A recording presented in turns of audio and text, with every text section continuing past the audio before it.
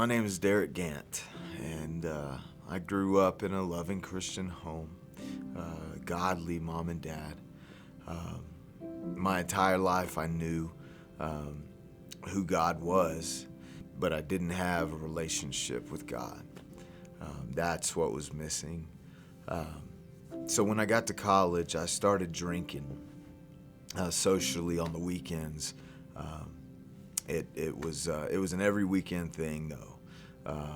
So in 2001, I was at a party in Dallas, and I hurt myself really bad. Got a blood clot on my knee,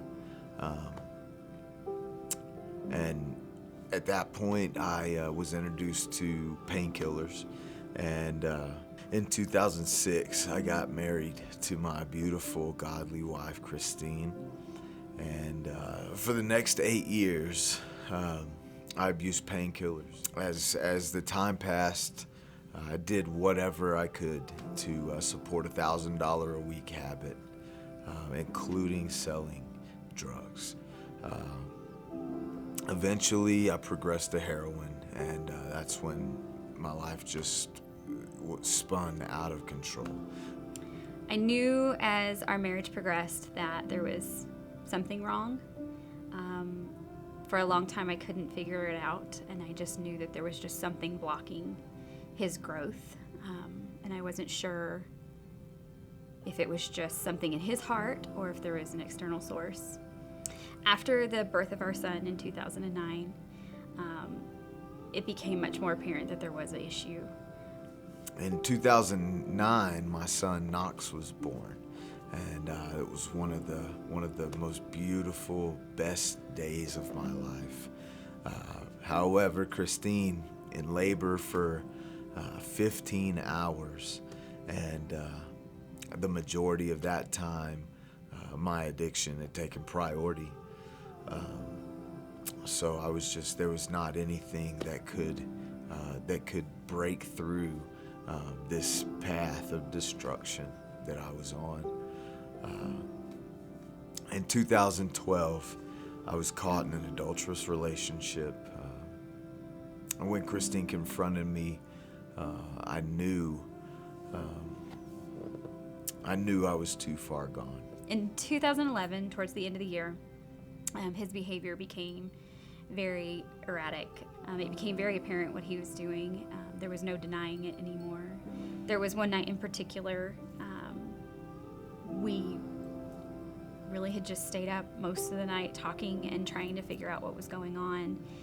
And he essentially told me that he did want a divorce and that he was just done if I wasn't going to let him live the life that he wanted to at this point.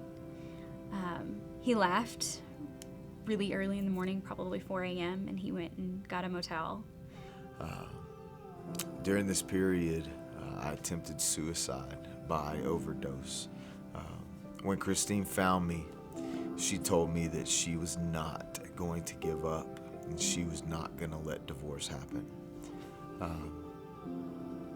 She asked me to come home one night and talk. I didn't want to, but for some reason I did. So when I got to the house, I sat on the couch, and she went into the other room, got a basin of water and a cloth and some soap, and she washed my feet.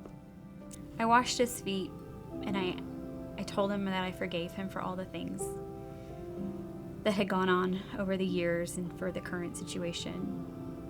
But I also asked him to forgive me,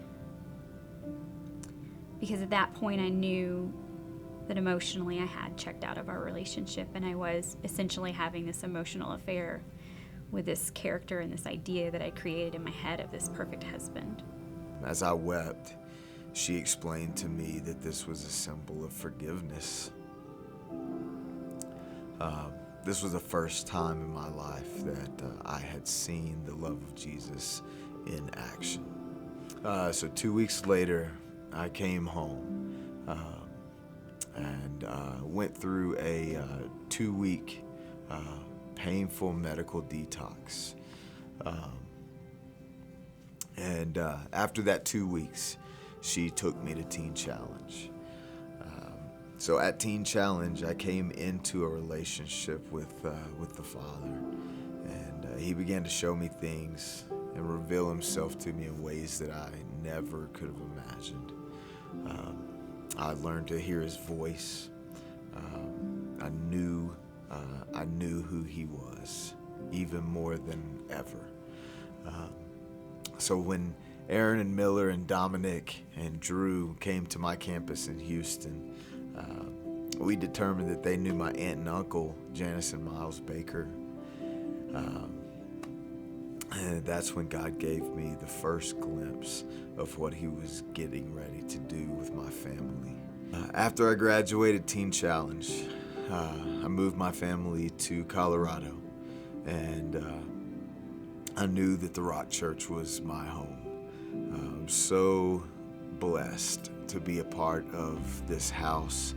I'm proud to be a part of Worship at the Rock, where I was able to connect again with Aaron and Miller and Dominic, and it's been a wonderful redemption, a wonderful newness of life.